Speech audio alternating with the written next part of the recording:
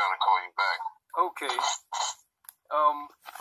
Yeah, this it's an honor to have you on my platform. I was very nervous about calling you, and I didn't even have my words together. I thought I did, but you're not just the regular guy to call. Well, just take a deep breath. I'm just a regular brother. Yeah. I put my pants on one leg at a time, like everybody else. Right. Thank you. I know the topic that I wanted you to discuss real quick, because I know you don't have a lot of time, was exactly where do we go when we leave here, but feel free to talk about whatever you think to talk about in this day and time, the origins of human life, anything that you can that you see fit to provide for us. Well, it's kind of a broad topic. I mean, we could stand here for the rest of the half hour and just talk on one part of that whole subject. Great. But if we want to start off with where we go from here, nobody really knows. What we do have are conjectures based upon the ancient elders, masters, ancestors telling us of their experiences there and back again, like the movie that came out called the Hobbit, whatever. They tell you there and back again. You're talking about leaving the physical body as a spark, and that's the knower, that's the energy that you are, because the body ain't nothing but a vessel. Yes. So as a vessel, your car, ain't nothing going into heaven with you. You're the driver of your car. Car don't work unless you get in there, turn the key or whatever, get it started and get it to do what it does. Well, you are essentially the driver of the vehicle you call your body, and your body is one of the more sophisticated technologies of the universe. And as a result, you have the ability to refine it. You have the ability to get it to do things that most of the technologies that are fixed in their operations to do. Problem is, you have people who have studied the technology of the body, and they're doing everything they can to stop you from knowing the secrets of it. Yeah. In that way, you become stuck, and then they begin to control you at the place you get stuck at. So a lot of us are falling for the enhancement that technology does. We get our bodies to do things from technologies that they create. So if they create the technologies and control the technologies that we interface with our bodies, that means they control our bodies now. Yeah. We are now evolving from the outside in, which is completely opposite from the cosmic imperative of evolving inside out.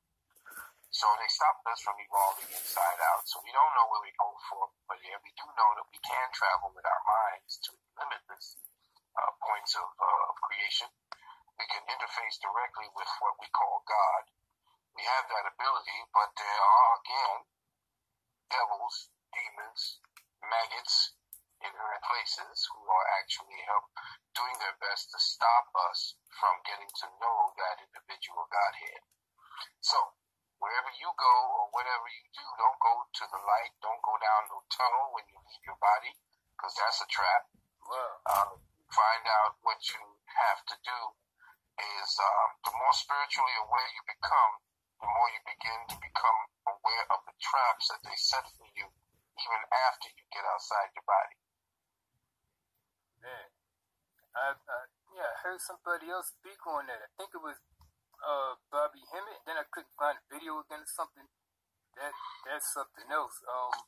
So in essence, our bodies and this planet are sort of a prison. Somewhat, yeah. I mean, the body is imprisoning the spark, and the spark is imprisoned only by the limitations that the body gives to it, or the perception that the body has of its limitations. Okay. You see? Yeah. Because and I really got deep into this line of study, or the question that I asked you, because I've always wanted to ask you this particularly, because back in the 70s, I was like, I was crazy about somebody, and I lost her, and I just found out last year that she left us back in '92, and I was always wondering, is there a way that I can see her again once I leave this body, or is she back here, or you got anything on that? I mean, I know it sounds like a personal thing, but a lot of people do think about how can they see their relatives again after they leave here. See, there's a little complication there because your relative, after they're passed out of the body, is a memory. You're actually dealing with time travel when you start thinking about your family. Every time you deal with your memory, you're dealing with a time travel. Because the memory is actually locked up in the chemistry of the brain. Memory is like, I don't know if you're old enough to know about how we used to make photographs in the past. Okay, yeah. You had to pass it through a solution of chemicals, right? And all of a sudden, you begin to see the pictures start appearing on the paper, right? Yes. Well, that's the same thing with the memories that you carry in your brain. The chemistries in your brain are what lock in the memory, and you even have pictures in your brain. Now, if you have that ability, then what is that ability? What is that ability except time travel? Because if you captured a piece of the past, like when you take a photograph of you as a kid, that's time. You've captured a moment in time, which essentially is nothing more than a sequence of events that your perception locks in, and it has this perception that there is a this, there, here, me, you, that type of thing, that duality of thinking. Yeah. So when you go into this, can I visit my aunt again? Well, if you're bringing that memory with you and you are a creator, then you can create the memory or the disposition of mind that you will have at your death, and you will be revisited by the memories of your aunt and whoever. Now, you remember anybody ever saying that, oh, I almost died and my whole life flashed before me? You heard that? Yes. Right. Well, the reason why their whole life is flashing before them is because everything that you are is actually in the instant. In other words, there is no past or present or future. There's only the now. And that is all there is. But because your machinery, like your body, is a recorder, then what happens is as the body or the body is leaving, or if the spirit or the animating energy in you begins to leave the body goes through this fast forward, fast past, and goes through all of this stuff that you're seeing as it's passing out of the body. If you, by chance, get back in your body, it's as if you were actually going through all of the, like a reel. I don't know if you've ever seen film, and you see that there's like little pictures on each one of those film frames. Well, that's what you're doing. You're actually recalling and replaying everything that your brain, which is trapped in time, is actually playing for you as you're leaving the body, as you're transiting out of the body. So you carry that memory because you are the spark that's leaving, not the body. You're not really this body. Yeah. You're just animating this body. That's right. all. So if you wanted me to visit your aunt is an imprint of the memory of the physical experience of your aunt. The spark of your aunt and that particular memory of her, you can carry love or the feeling and the emotion of her, and thus perhaps a memory of the experience, but with her, meeting her as a physical body or somebody you see as a face, that will come because you've placed that memory there on the emotion that you're feeling for her. And that's it. Yeah. Wow, it makes sense. It makes so much sense. Man. Yeah, because let me ask you one question. Hope I can get two more in before the time is up. Some people believe that existence is a loop. Maybe you answered that and I just didn't catch it because I'm not on your level, but some people believe existence is a loop, that everything that happened that's happening now and that's going to happen, it will happen again. Like, you know what I'm saying? Yes, I do. What are your thoughts on that?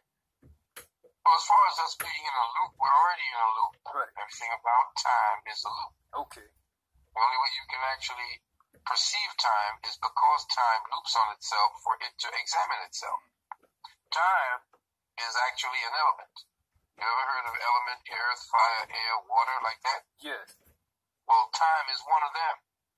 Time is an element. Time is the glue that allows for the cohesion of matter in space. So that's why they call it space-time. Oh.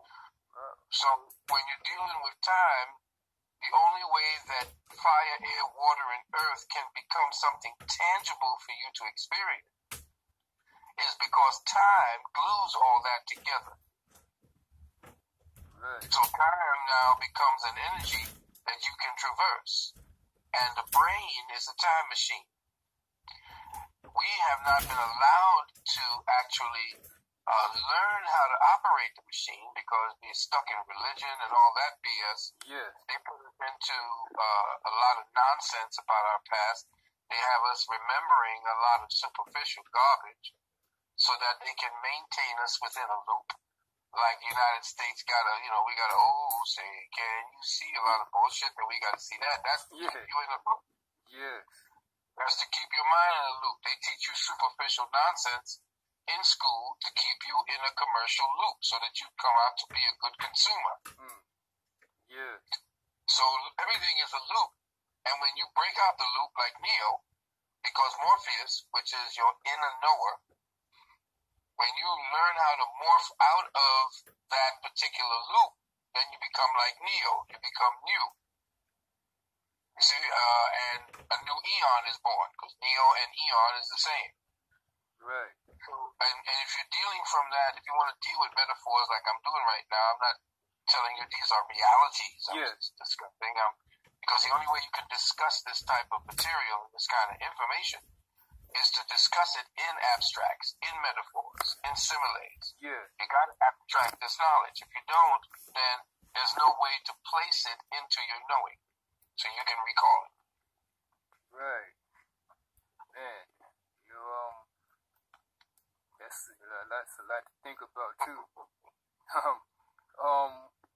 My next question, this probably would take up all the time because there's so many people believing in it. I know you definitely heard it.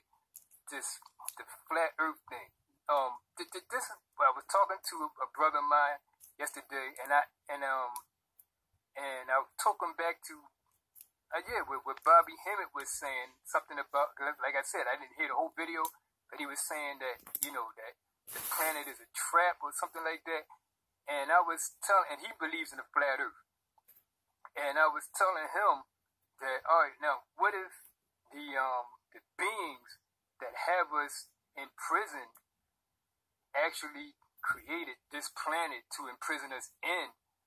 And then I told him what you was talking about the sun actually dragging the planets behind it.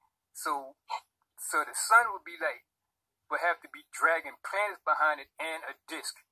And I was like, I don't know if that makes a lot of sense. But yeah, that was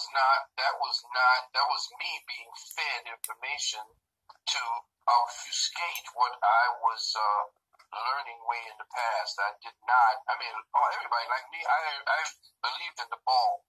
Always believed in the ball. I was brought up on the ball. Right. But when I began to look outside of it, I was visiting a place in New York where I used to get all my metaphysical books, a place called Wiser's.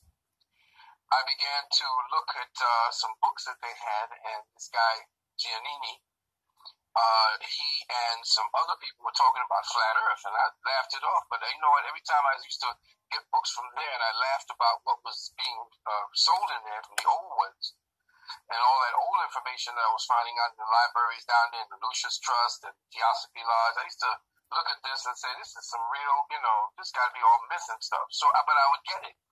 And then the more I would look at it, it would come out to be true. So during that time, I was reading about flat Earth, but I put that to the side. And I said, no, it can't be. So I continued to talk about the ball Earth. And that was one of the ways that I kept at that particular mentality, which was wrong. But when I did have the chance to talk about flat Earth back in the early 90s, I was kind of waved off of it by two European gentlemen that I had invited to my gathering of the masters. And I was telling them that I learned about this thing called flat Earth, and they were essentially surprised. They knew what that was about. They told me, listen, not even we are talking about this. Because a lot of the astronomers that at that time and during the 90s going into early 2000s were being very quietly suicided for what they were finding. Yeah. So during the times that I was told not to, I didn't delve any further into the flat Earth from back in the early 90s. Yeah. And I continued with the round globe scenario. And then I began to return back to it because a young lady said to me, the Earth is flat. And I said, well, I heard about that, but where are you getting that information? Then this guy, she turned me on to this guy on YouTube. And I said, oh, my God, this is the information I was looking at back in the early 1990s, and they waved me off. But now, because, Europeans can say it, and they can come out front with it, and young people are saying to hell with everything, and so it's good. So I said, well, let me just pick back up on that. But, during the times that I was speaking in my lectures, I spoke about the globe Earth, the round Earth, because essentially I never really put any stock in the so-called flat Earth. I knew about flat planes. Yeah. I don't deal with flat Earth. I dealt with flat planes and the layering of flat planes as dimensions, but not the flat Earth, the way these religious people talk about it. Yeah. I believe that somehow that we were attacked more than anything else. I believe there was an invasion, and that the invasion actually ripped up Eden. Eden was attacked. And everything about our resources, all the things that we created here as a garden, was torn up, just like you saw the movie Avatar. And so yet from that point, I knew that that attack from back when they were talking about that in the Bhagavad Gita, and this ancient book of Dravidians called the Mahabharata, they talked about great ancient war that happened. And I studied the Mahabharata back then. And all this was done in the early 90s, and I put aside a lot of the stuff that I had learned, and I say, well, no, I can't be bringing this out. But Bobby brought it out. A lot of people brought this out, and a lot of the European boys are bringing that out. It's time to speak about not the flat Earth, because that's religious. The flat plane is more scientific, because there is no end to the plane. We have an ending. We have been encased, but there are territories, there are lands, there are scapes beyond the Antarctic Circle that go on in infinity. Oh. Yeah. And we didn't argue, but I sort of debated a little bit because, like, it's hard to get out your head when you're in elementary school and preschool and you constantly looking at the model with the sun in the middle and all the little planets floating around it. And then I tried my best to find videos where people went up in planes and stuff and seen curvatures.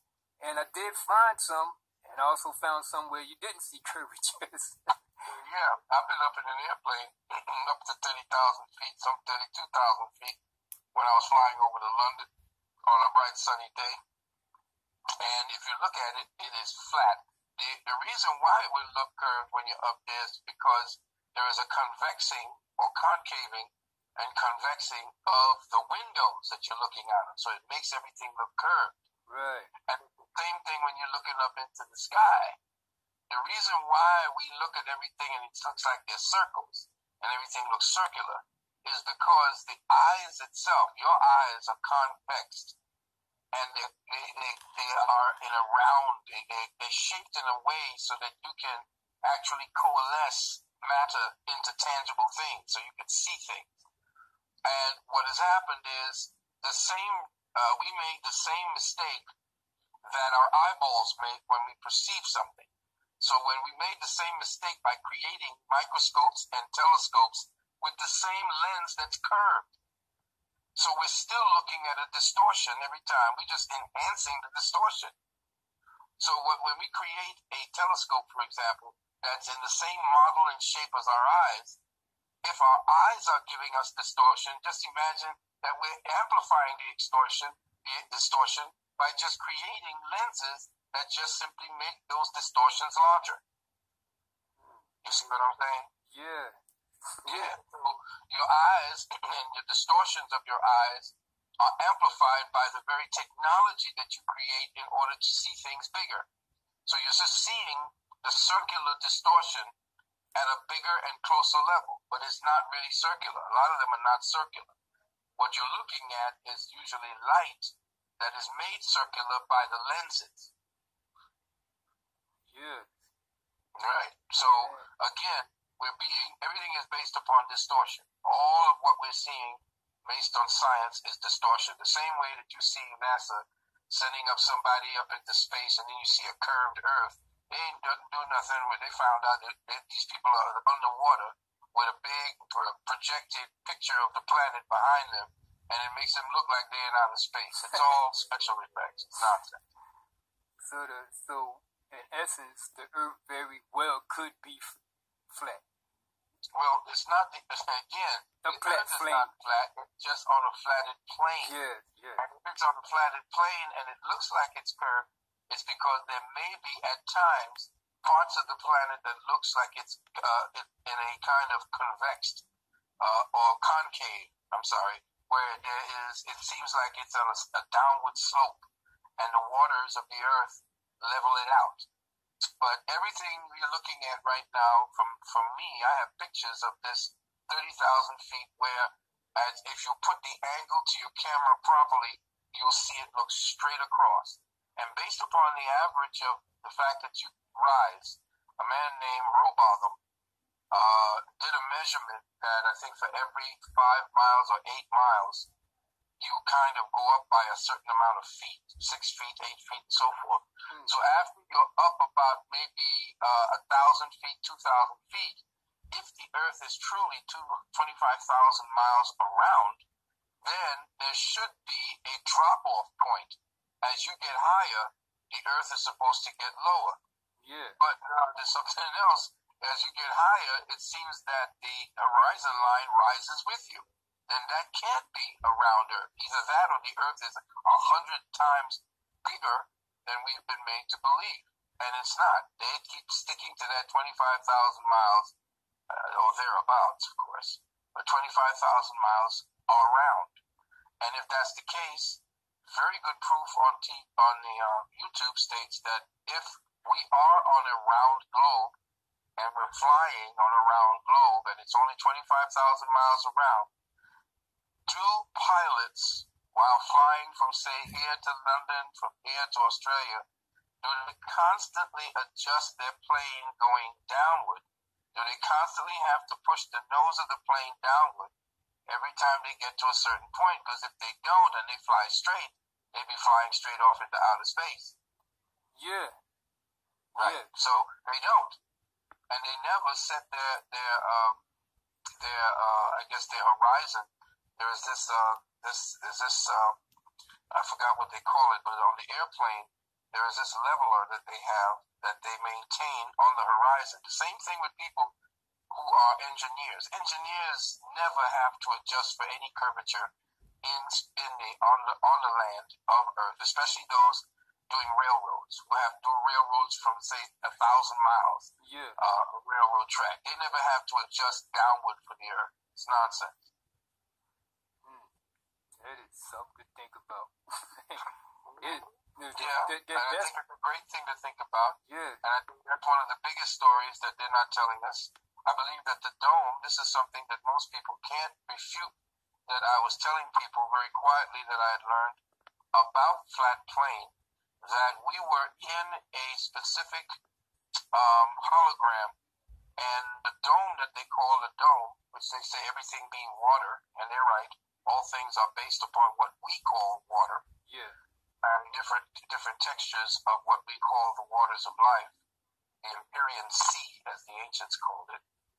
But it's as I was saying that the dome itself, what they call the dome, is not a glass dome. It's not just a water dome. I was saying that it's a compressed hydrogen layer, much like they call the ionosphere, the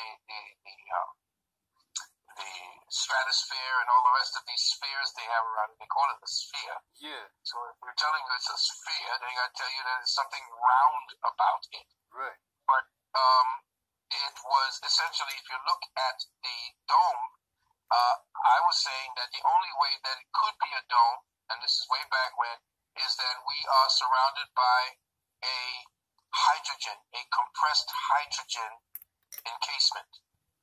And compressed hydrogen, they say, well, how can you compress the single most refined and sublime element that is in existence?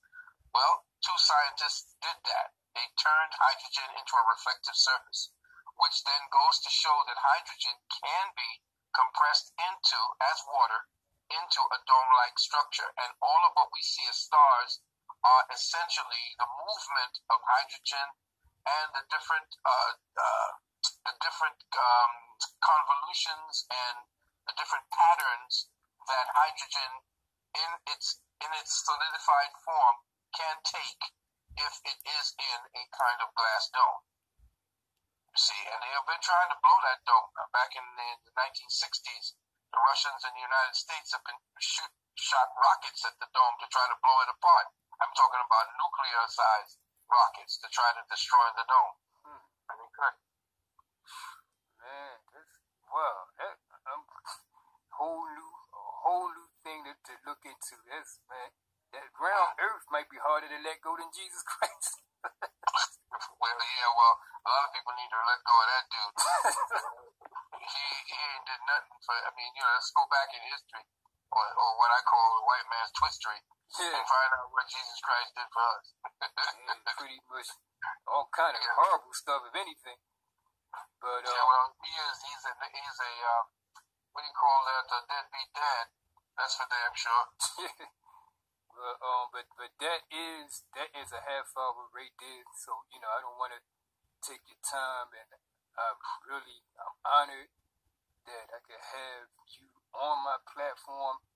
And sometime in the future, I would love to have you back. When things get better for me, and better tech. Well, you sound like a righteous brother. Thank you. Sound like you're looking for the truth, and I'm always there to help. It's just a matter of when you can get me in my time. Right. And like I said, there are not too many people like what I do. Not too many people like what I say. Not too many people like me. And I don't give a royal rat's ass. Man, my work speaks for itself. And I'm not just saying this to blow bubbles, because there are a lot of people who look at my work and pick and choose what it is they want to pick and choose to eat away at. And if there are certain things they don't like, they pick and choose that as the main and don't look at the body of work that I put out there. But brothers and sisters like yourself who ask for that time that we could actually share together and just work back and forth with each other and want to build on it and want to build a reputation as being brothers and sisters who want to push the truth out there. I don't mind working with them in short bursts, of course.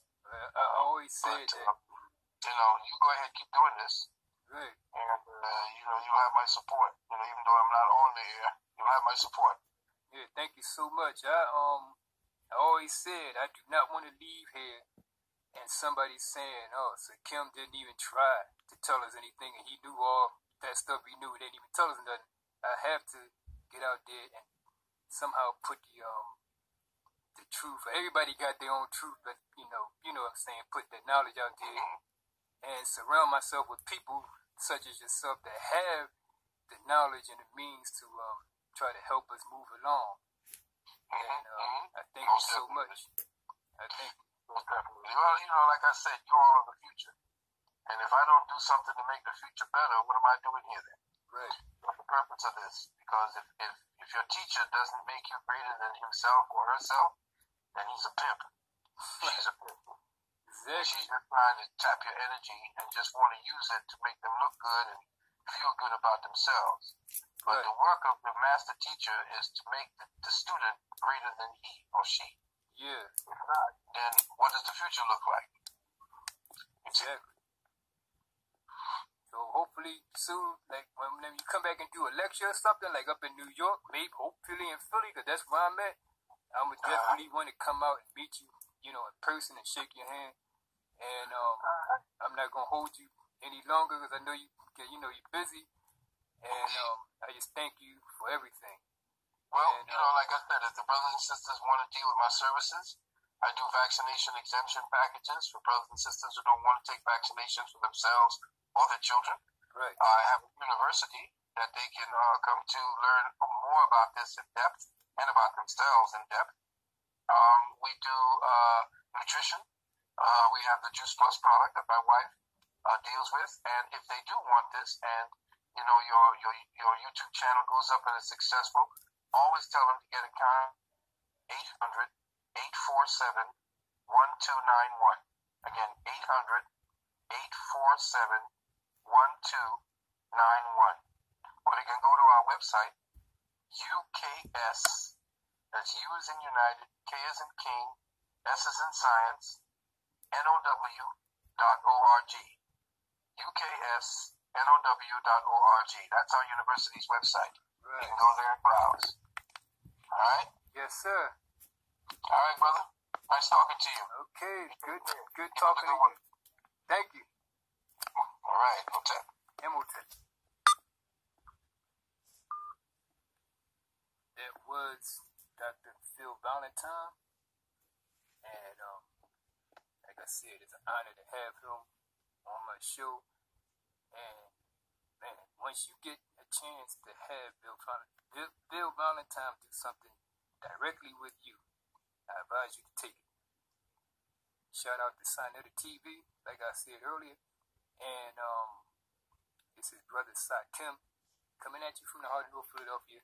Until next time, Hotep, Shalom, Assalamu Alaikum, God bless you, Islam, Rahu back.